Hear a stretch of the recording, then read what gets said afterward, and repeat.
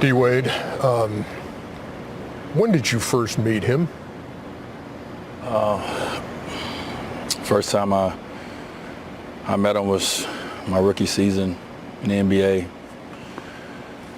I've been my three favorite players is Michael Jordan, Allen Iverson, and Kobe Bryant. 10 games into my rookie season, we played the Lakers here on this court.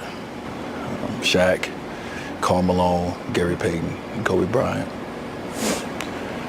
I told Kobe this story in 2016 at the All-Star game when he allowed us, myself, Chris Paul, and Carmelo to host a thank you dinner for him.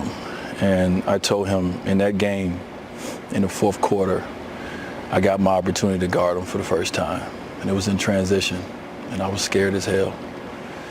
And I remember thinking to myself, you watched him play over and over, you know his move. You know his move. And I just guessed right. And I ripped him. And I remember thinking, this don't matter if I don't finish this basket. And I came down, I hit the floater, and I just thought to myself, I cannot believe what just happened.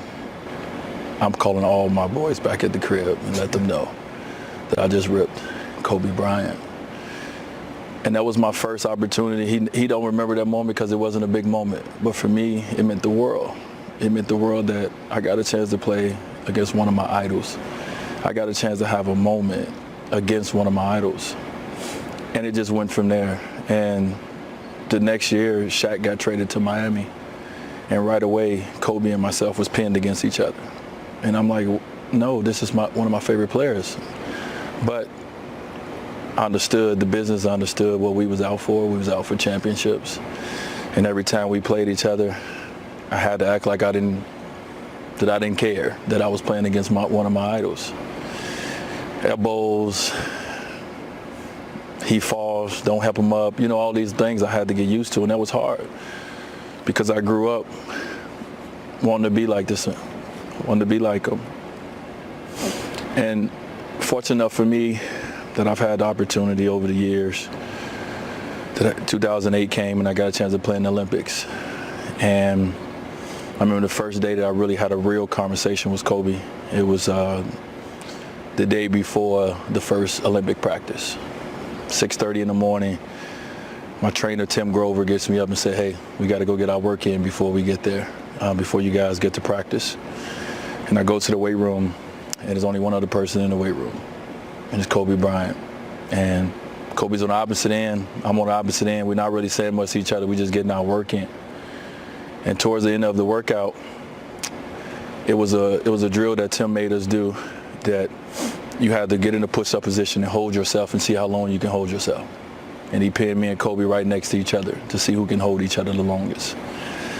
His competitive drive, my competitive drive, it was the longest I've ever held myself up.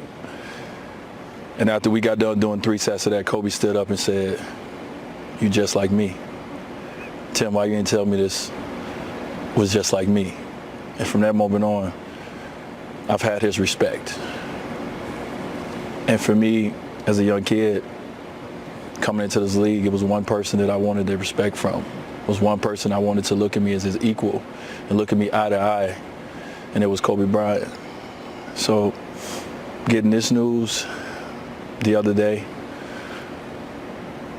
I think I've been in shock for 2 days, and this is the first moment where it actually feels real. My body right now I'm shaking, I'm numb. But I just want to talk to the people out there, the fans out there. I went to the gym this morning, and I just wanted to be around people. And I saw people in the gym that didn't even want to be there, but they was at the gym. And I saw people with Kobe gear on, with Kobe shoes on, Laker gear on. I saw people working out, but they really was just staring off in the days. But I just want to let them know that it's okay to feel whichever way you're feeling right now. It's okay to be hurt. It's okay to cry. It's okay to show emotion. It's okay to have laughter. It's okay to get around people and talk about the moments that you shared with Kobe Bryant. It's okay to find that community right now to get around a group of individuals to just talk about moments and talk about memories, because that's all we've been doing in my house for the last 2 days. Not only is it okay, I'd encourage it.